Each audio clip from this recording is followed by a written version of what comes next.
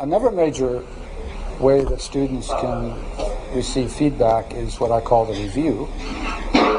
When they have done at least half of the amount of work, we call it sometimes a midterm review, and we come together and invite a number of critics who are either people teaching at the school or often outside practitioners to come in and to discuss the project. Now, the old-time review was what we called a jury system, where the student presented their work to half a dozen critics, and the critics then made comments. But I don't consider that very educational, because the student became defensive, and frankly, the jury members became offensive in their criticism sometimes. Instead, this system that I do at the review is called the one-on-one, where one faculty member sits with a student for a period of 45 minutes, discuss the project, helps the student see things they hadn't seen, and then moves on, and another faculty member comes and talks again. And during the afternoon, a student will often see 3 or 4 different faculty members and can get 3 or 4 different points of view. Because in architecture there are no rights and wrongs. There are different ideas about it. And the job of the student, which I tell them, is to edit and take those things from the review that were useful for their project, and perhaps not take everything that is given. So what you're about to see is a typical review of which about 14 outside people have been invited: practitioners, architects, engineers, and faculty. During the afternoon, there will be these continuous one-on-one discussions taking place, and then finally at the end you'll see a summing up or a summary of where we are and where we're going to the next step. So this is a midterm review.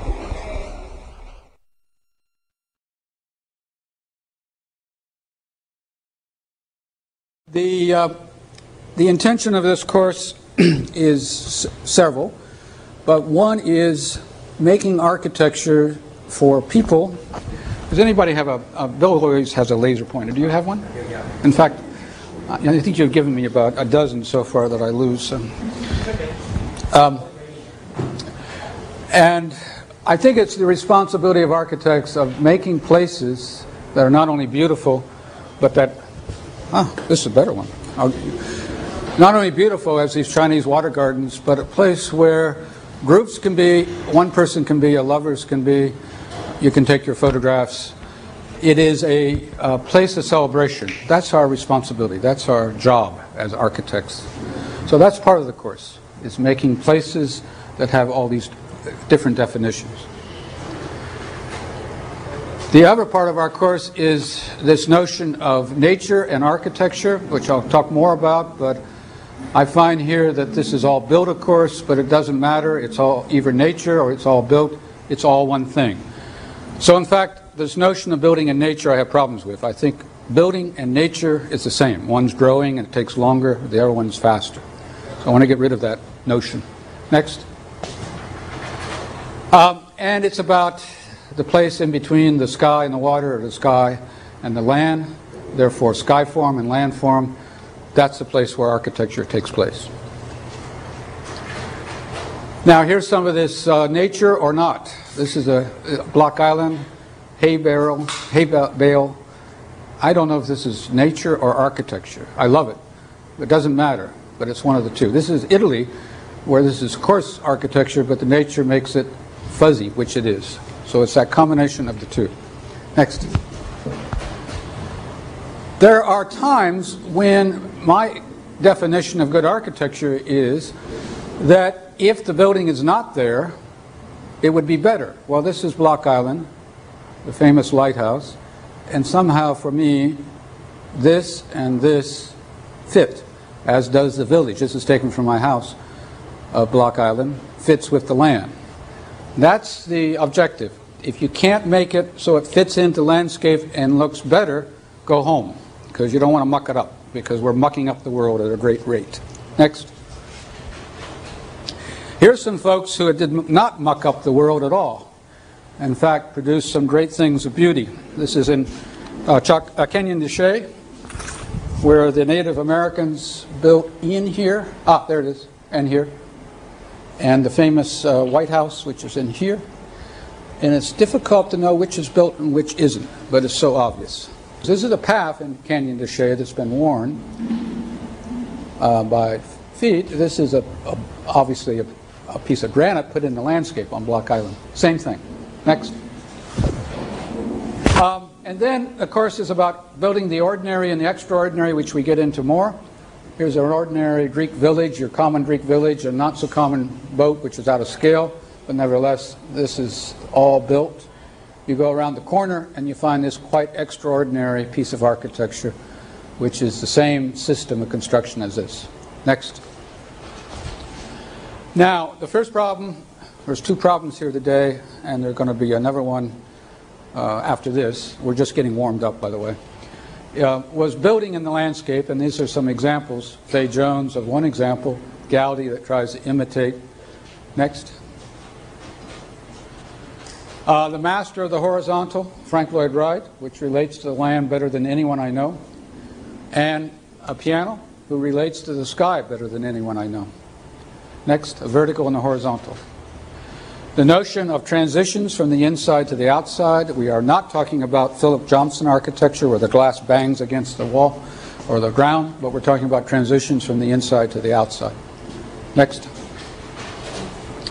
The first problem, which you will see here in some different form, the quarry got disassembled and has been trying to be reassembled and not quite there yet at all, but it's getting there, is a beautiful quarry in Rockport, which has been filled with water.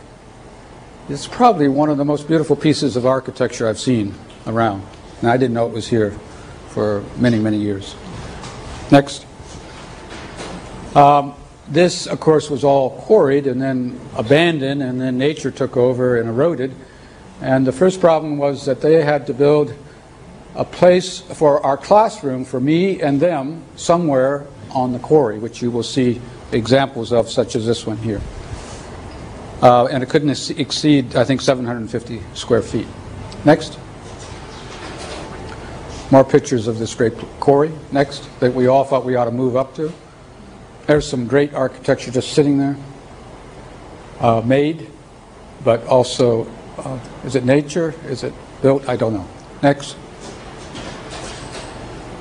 Now, the second problem is another quarry, which is what we're going to discuss primarily today, but both are here. Both problems are here. This is like a midterm review, but the emphasis is on the second, is that we are looking at the North End, and we're thinking of it as a quarry, just as the other quarry. In this quarry, people live, but still it's like a quarry. The canyons, the cliffs. And we've taken an area that you see about, it's a little larger than that. Well, here it is on the model. This is partial. And we are building on the sides of buildings like this one, you'll find. Like this one, actually. On the other side. Or, is that the church? Or on the rooftops. No. Here's the church. Here's a site. Something's wrong here. This is confusing me. But anyways, it's turned around, I think. We're building on the tops of buildings or on the sides of buildings or even lapping over the tops and the sides. It's a place for the studio projecting their life 10 years from now. Who they'll be, what they'll do, how many children we have. This studio's got quite a few children. I think we probably got a dozen. Felix has got 6 or 7. Where's Felix? How many are you up to? You got 5 at least kids in yours, and some. I think Sarah gave you a couple kids also, because Sarah ran out of room. Is that right? You? But last year we only had one we had a similar problem. We only had one kid, I think, in the whole place. They are not intending to work here except for computer, because the next problem, I'll show you in a second, is going to be a community space where it will be a work center. So this is a live center on the rooftops of the quarry. Next. And so this is the kind of architecture that's already there, and of course people are already doing this in different ways. There's somebody got more space right next to our site. Next. So what we did is that we found 13 sites, 13 people in this class, and we designated areas in red, and then we had a lottery, and they got their site. I think there may have been some arguing going on or fighting of changing of sites, but everybody got a problem, so to speak, because every site had some kind of a special problem with it. Just to show you where we're going from here, starting after the vacation, is that this again is our area, and when I showed you, you'll see on this are all the rooftops along the way or sides of buildings, and then this piece is a somewhat vacant piece of land of which we are going to build a community space for them who are living in the sky, as well as the North Enders, as well as for the tourists, and finally bring nature back to the site, to the city. So we make a complete circle. We start with the quarry, we go to the quarry that's built, and we come back to it. Next. I think there's a couple slides of that. So that's what they're going to work on starting next week.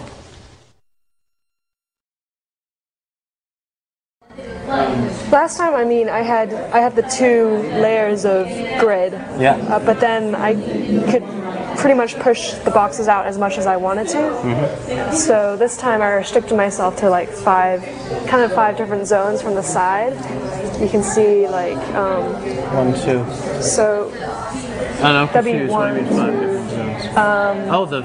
The instead of grid at 2 planes, you've got things all over at 5 different points, 5 different distances from the face. Right. It's basically like having 5 sets of stairs coming out. They're at like 3 feet intervals, so one set of stairs would be at zone 1 and zone 2. Just to regulate things. Are the stairs a large part of what's going over that? Yes. Okay. And most importantly, you put in the stairs. Pardon? You put in the stairs. Yes, I put in the stairs. That looks like a neat compromise. What did we talk about last time? We said they could be in little glass tubes. Oh, glass tubes. In glass boxes of their own. We could put the whole thing in a glass box. Right. Those are some of the things we threw out there.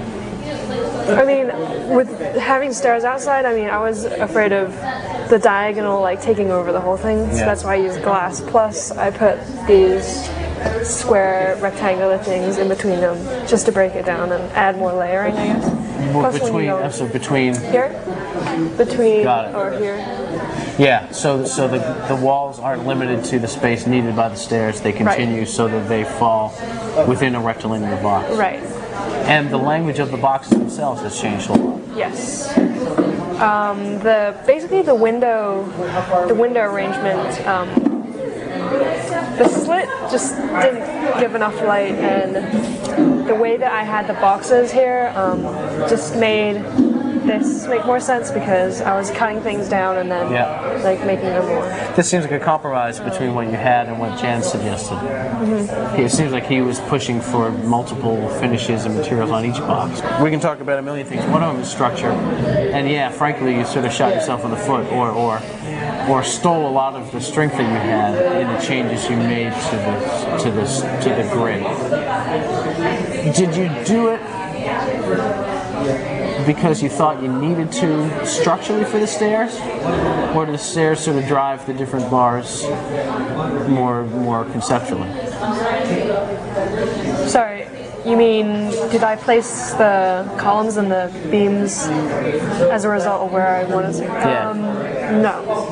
There was more of supporting the boxes than the stairs, because I thought that the stairs. I mean, you used to do it better. Really?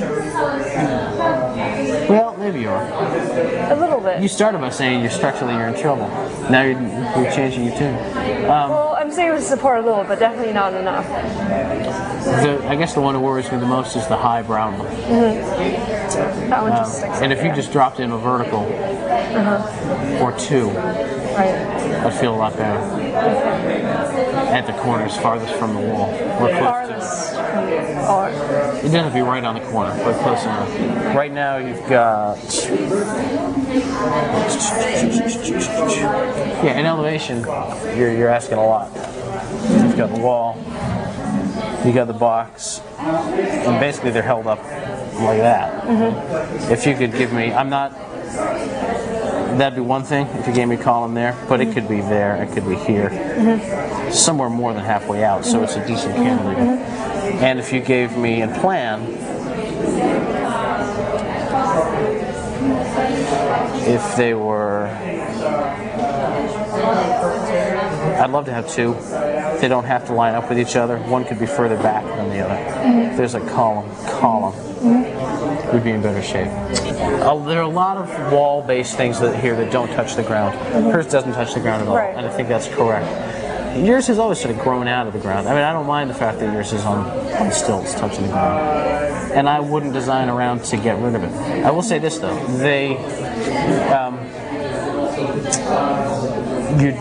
Some kind of lateral stiffening or diagonal bracing or something to hold you rigid is going to be necessary. You can imagine a field of just perfectly rectilinear members and joints, be they vertical or horizontal or whatsoever. If there's nobody in there to brace you, and those are all hinge connections, it'll all flop right over. There's another way to think about it. Have you had any structures courses yet? Yeah. If you took like a soccer goal with hinge connections all the way around, that's not stable, and it can flop right over. 3 ways to fix it are, number one, moment connections, where you go in and change the way the thing is detailed and make each of those connections able to withstand that lateral twist. Does that make sense? Step 2 is a shear wall, where you go in and fill it with cinder blocks. Okay. And now it's not going to fall over. It's less effective as a soccer goal.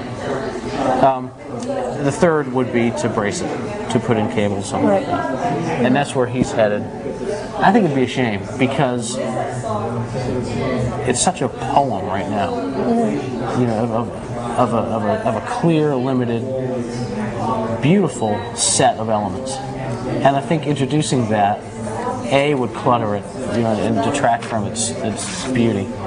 And B, would really change it in a way that doesn't have to happen. We could get away without it. How could we do it? Number one, we could add some of those guys, some bracing. Okay. Instead of putting it in the framework and hanging these boxes from it, you could put it in the boxes. Okay, like in the walls? Yeah. Let's say that we've got column, beam coming out, beam coming out, beam. Imagine, conceptually, that the frames are there first. We come in and we build a box on it, on that frame. And there's a box. And within that wall, around the windows, it can easily be done around the windows, we put in members in that skin. And then we cover it up. And there are the windows, and the finish has whatever we want on it. Instead of the boxes purely being cargo, instead of saying, you know, grid is structure, boxes are cargo, we can make the boxes work for us structurally, and they can lend rigidity to the whole thing. Does that make sense? You could also do it just by the way the joints are put together, things like that. You don't. And here's option number. So option 1 is do it with the boxes. Option 2 is do it with the joints. And what that just means is, instead of,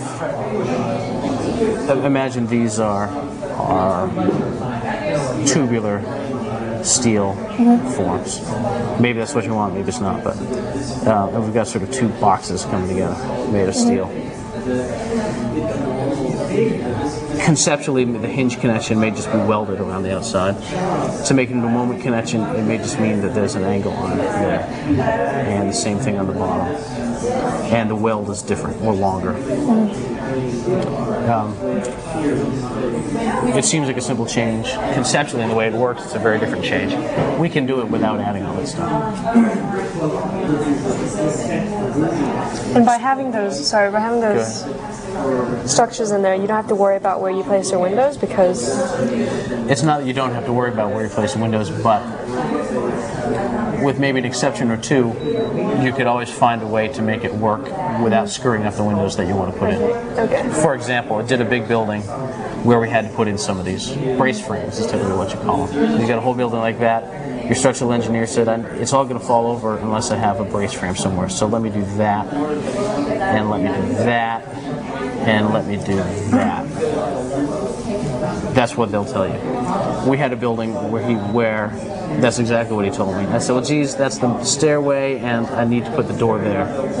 He said, okay, I'll do that instead. And you're fine. And you can do the same thing to work around your windows. Okay. Option number 3 is do it with the stairs. In general, bracing is all about putting in diagonals, because the square ain't stable, but triangles are. You had to bite your tongue and put in these diagonals anyway to do this in the form of the stairs. In my mind, that's what you wanted to do. That's your dream project. You say, well, crap, I got to put in these stairs. Yeah. Well, if you also got to put in something diagonal somewhere, you already did. So you're saying the stairs can be structural? Sure. If, and I'm going to draw a simple diagram instead, but you've built this rectilinear Farnsworth House steel box, and the engineer says it's going to fall down unless you put it in diagonal. So okay, well, I'll do that. I don't want to. It was all about horizontals and verticals, but if I got to do that, I got it. Well, if Jan then comes along and says you got to put in stairs too, well, why the hell not put them right? Because right now the stairs themselves, I mean, not only are they not helping structurally, they're not supported by anything at all. They don't need to be supported by much. Really? Yeah. Here's a cool example. And now we're moving from stairs as givers of structural rigidity to just what can I do structurally with stairs. Let's say you've got box here and box here. You can have, actually, let me simplify it more. Say floor of building. You can have stairs attach here and attach there. Let's add a third dimension. Stairs that attach here and attach there. The stringers come down and support the platform, and it's supported by the stringers there, and that's it. And there ain't nothing. In section, all you get is stairs, boom. And there are no columns, and there are no hangers, and there's nothing. Like you've got, like those guys. No, I was thinking one tier down. No, in between, to the left. Maybe those guys. How are they different from that one? They're not. Those come down, and you can support those on the white box. Those guys don't come down and sit on the yellow box. They're just supported by where they come from and where they go to. They can be that minimal if you want them to, structurally speaking. Now, if they're doing that, then they're not doing much of what we talked about on the last page. But it's not all that difficult. I like the idea of the rectilinear planes beside the stairs. Oh, you like that? Yeah. You know, the one catch those right now, they're not open and they're not closed. Yeah. What if you did this? What if you imagined them as another box. That's another kind of box. Ah. You got two kinds of boxes here. You got solid ones, you got opaque ones, you got transparent ones. That's a good idea, yeah. And the opaque ones come in 3 colors, and you do stuff in there. And the transparent ones are stairs, and the transparent ones maybe overlap the other ones. You know, as they have to. Sometimes they die into the opaque ones, sometimes they stand in front of them. So you got box, you know, there's a room, and here's a room.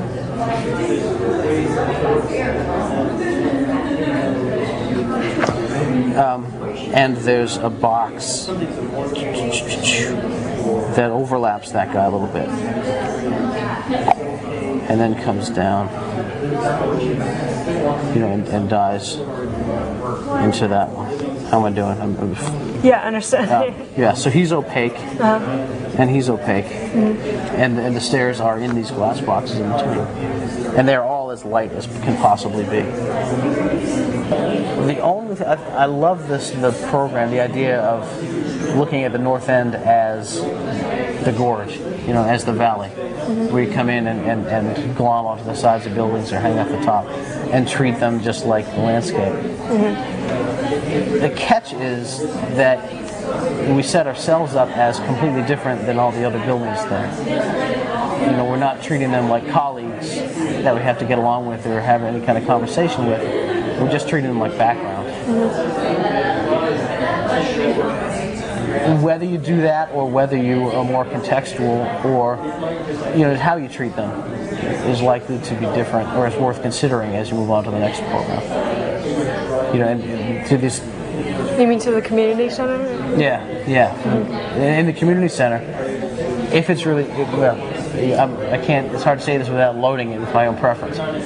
But are you going to treat the north end like a quarry, like a background, you know, like this perch for you to come in and camp on, or are you going to go in there as a citizen and treat the other, you know, the rest of the north end like citizens, right? And say, I'm of you guys, I'm like you guys, I'm with you guys. I'm going to put a building amongst your buildings and relate to it in all the ways I have to or ought to or ought to. What I see myself in 10 years. I've always had pets, and I really, really enjoy having pets. And I've grown up with birds and dogs. If I'm going to be living in the city, I probably don't want to have a dog, just my personal preference. And so I thought that I would have birds when I, 10 years from now. And the site that I was assigned is hanging over the building, so it lends itself to a really vertical language. And so what I was thinking was that I could have this whole column devoted to the birds, so that they'd be free to fly around in there, just the whole thing. And I mean, it's really tall and narrow, but it doesn't matter to them because they can, travel. They don't need a horizontal space. And then my next thing was that I put the staircase right next to the column of birds, so that I could put these little perches for myself to go into the room, so that I could sort of be in the room at all these different places. And some of them would occur at the landings and be like a continuous space, and some of them would just be right off of the stairs, so that, when you're looking at the building, it's just this really vertical thing with just a few perches in it. And the stairs continue down the whole way. And so that was the start. And then I tried to sort of echo this language in the rest of the building. And just to walk you through, this space down here is the living room. And then the kitchen's on top. And then lofted above the kitchen is a dining area with like a little deck on the outside. And then this is the bathroom and bedroom. And then you'd open up to a roof area. So this is a south-facing wall. So most of the light's coming in from this way, like sort of through the bird and the stairs. So this is south? Yeah. Well, north is this way. This is south-facing. I wanted the stairs to be, it's coming apart, something clear, so that when you look through, you still pretty much have the same elevation that you have here, because I really like the way it works. And so most of my windows on this thing are really vertical windows, sort of going with that vertical theme. And then what I started to do was sort of have these little spaces popping out of the rooms here and down there, you know, just going along with this sort of geometric orthogonal. I mean, that was my really original sketch. I wanted to sort of play with this idea of... The one all the way to the left? Yeah. This idea of sort of having these pretty simple forms interacting with one another to have a pretty interesting side. And so that's where I am right now. This was the sketch model, and the progression was that I was pretty happy with this, but I really didn't like the top, and so I switched the roof planes so that they matched, and then I added this little guy, and then when I had this top on top of that, they seemed a little bit ajar that this was, you know, so regular, and so then I started taking out little pieces here and little pieces here, and then adding like other little vertical numbers. So that's where I am right now. What do you see as the materials? The structure would be a light steel, so that it could be like about a 6-inch square member. I talked to David about it, and he said that because it's hanging, it could be a really, really light structure, and so that proportionally these are actually pretty accurate. And then the actual materials of the sidings, I'm not 100% sure. It would be some other light material, sort of non-traditional, maybe like sheet metal or sort of plexiglass. Probably a combination of things, not just one set. But something really light. And then I definitely want to have some opaque pieces, you know, so that it breaks up the thing a little bit. You're developing a sort of a series of little perches and of these guys that are opaque, and I almost want to and the translucence of this whole stairwell almost separates these perches from the house. In a way, the different floors of the house, the way that you've done them from the outside, almost look like perches themselves. And I think it would be really neat to sort of see that relationship between the human perches and the bird perches, and the stairs are a very interesting way to sort of literally. So would you think about those? maybe? So I think it might be interesting to think about the structure of this and of this in terms of any horizontal elements that need to be there, and make those horizontal elements work with the use of the stairwell, access to these and access to these, which you need. You need access to all of those things, and in that way intermix some readable structure that connects all the way through within this framework. As I mean, some of them would go through, like this one. This is straight through into the kitchen level. So maybe make that the material. The material. Maybe read that and read the uses and the relationships a little bit more from the outside. And the fact that this is already so translucent, I think, will allow us to see that relationship from the outside that much better. If everything is translucent, then the translucentness might in some ways lose its specialty. But if you choose where it's translucent and you choose where it's not, then they can both sort of emphasize each other and accentuate each other. And I do think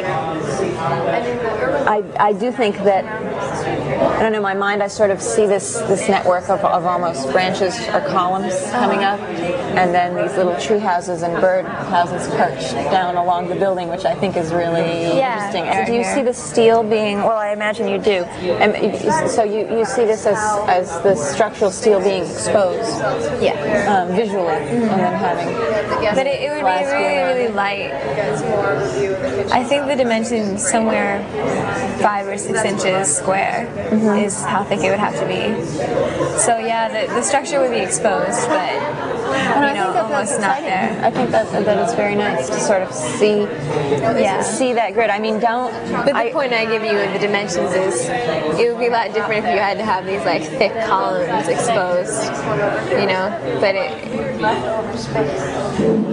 it's in a way, to how it would be in real life.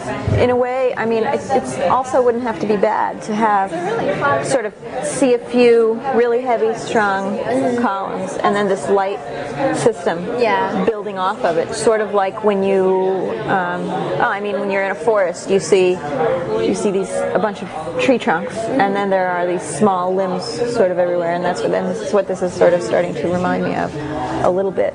So I would think, I mean, if you imagine what that system, once you connect to the stairwell, because I think that's a very important point, is to connect this to everything, and then see what that gives you in terms of the horizontal and the vertical points of reference. Think about whether, you know, I wouldn't try to feel like you have to hide the structure, or feel like, you know, oh, it's got to stay really small and slender. I don't want people to see it too much. Well, it's not that I don't want to see it, I just think that the language of it works a lot better light rather than having, at least vertically. Yeah, no, I agree with you. I agree with you vertically. Yeah, I think this is such an energizer for the house that I mean, my biggest impression is that I really want to be more a part of it when I'm over here. I don't want to feel like I'm separated from it. And you've got such an opportunity with a relatively big, I mean, as far as for a residential stairwell, such a huge opportunity here that I would really, really explore the connections there. And I think it'll energize the project that much more from the street level too, because to see that this is like a continuous atrium of, you know, birds and light and stairs that's constantly enlivening this space, and that this space accesses it is great, you know. I mean, imagine being in the kitchen and fixing something and then not having to feel like I'm sort of crawling over something, but just pass on over into the bird atrium. It's very nice. And right now I feel like I would have to, but it might just be the fact that you don't have this in here. But I told you that the kitchen and this is a continuous. Yeah, but material-wise and maybe design-wise, I'd push that maybe one more level, because there's a good bit of space there to do things with. Maybe even be able to let the birds fly around those. I don't know. I think you'll find in the end. I think it's good where you have it. What about roofs here? I like them that are open. What Chris had said was that structurally it might be problematic to have these sort of open things, but that maybe even put a roof facade lower down and then still have these pieces up here. I mean, as imaged right now, it would just be glass. But it might need something a little bit more structural. Right now, you imagine it just being glass, like flat up at the top. Yeah, I mean, I think where I would definitely agree is that the roofs here have a chance to do something other than what the roofs here do, and to be different and sort of more flighty or free. Whether it has to be glass at the top or not, maybe not. Maybe you just have some sort of different, really flying off form. But I think it's great. And I want to thank the students for the effort over the last couple days. And Jen and I were conferring that it was really, I think, a step forward, because we didn't see any surprises this morning, which means that you've been working for the last 2 or 3 days on this, and it didn't happen overnight, which is what happens usually. Because the next project, you can't do overnight.